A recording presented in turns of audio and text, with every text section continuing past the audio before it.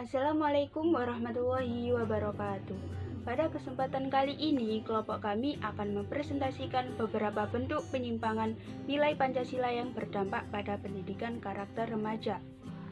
Dari hasil pengamatan, kelompok kami mengambil beberapa kasus yang menunjukkan adanya penyimpangan nilai-nilai Pancasila yang terjadi di lingkungan sekitar kami, khususnya pada remaja.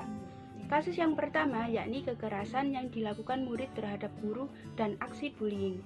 Seorang siswa SMP dari sekolah swasta di Gresik melakukan aksi yang tidak senonoh kepada gurunya.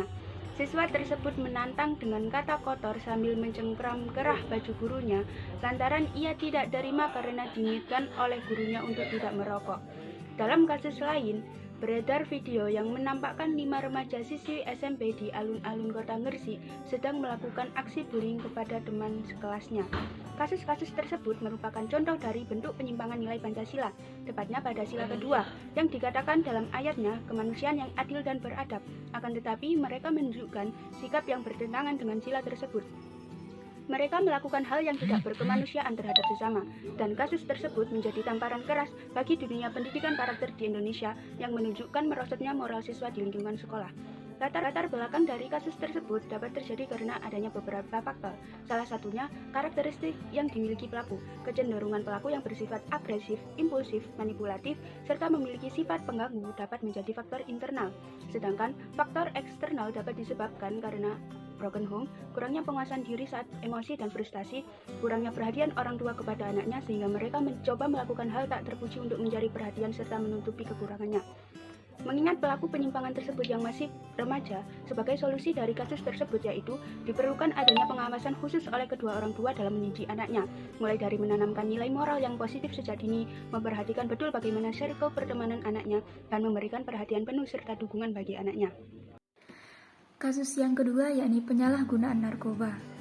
Peredaran narkoba di kalangan remaja semakin parah. Sekitar 4,7% pengguna narkoba adalah pelajar dan mahasiswa. Badan Narkotika Nasional atau BNN mengakui pengaruh narkoba telah merambah ke berbagai kalangan. Berdasarkan survei BNN, penggunaan narkoba tercatat sebanyak 921.695 orang adalah pelajar dan mahasiswa. Berdasarkan pada Undang-Undang Nomor 27 Tahun 1997 yang dimaksud dengan narkotika adalah zat atau obat-obatan yang berasal dari tanaman atau bukan tanaman, baik sintesis maupun sistematis, yang dapat menurunkan kesadaran dan dapat menimbulkan ketergantungan. Larangan menggunakan narkoba. Allah SWT berfirman dalam Quran Surat Al-Ma'idah ayat 90 yang berbunyi, Bismillahirrahmanirrahim. Ya ayyuhalladzina amanu innamal khamru wal maisiru wal ansabu wal azlamu rijsun min amali syaitani fajtanibuhu la'allakum tuflihun. Yang artinya, hai orang-orang yang beriman, sesungguhnya meminum khamar, berjudi, berkorban untuk berhala, mengundi nasib dengan panah adalah perbuatan syaitan. Maka jauhilah perbuatan-perbuatan itu agar kamu mendapat keberuntungan. Penyebab penyalahgunaan narkoba ada 4. 1. Faktor lingkungan, 2. Faktor psikologis, 3. Faktor genetik, dan yang keempat adalah rasa ingin tahu. Dampak negatif penyalahgunaan narkoba. 1. Halusinasi, 2. Penyakit menular, ketiga adalah gangguan multi organ, dan yang keempat bisa menyebabkan kematian. Cara mencegah penggunaan narkoba. 1. Jangan pernah coba-coba menggunakan narkoba. 2. Mengetahui akan berbagai macam dampak buruk narkoba. Dan yang terakhir adalah memilih pergaulan yang baik dan meninggalkan pergaulan yang buruk. Penyimpangan nilai Pancasila yang berdampak pada karakter remaja pada submateri pelecehan seksual. Saya akan menjelaskan yang pertama yaitu kasus, yang kedua kronologi, dan yang ketiga penyebab, dan yang keempat solusi.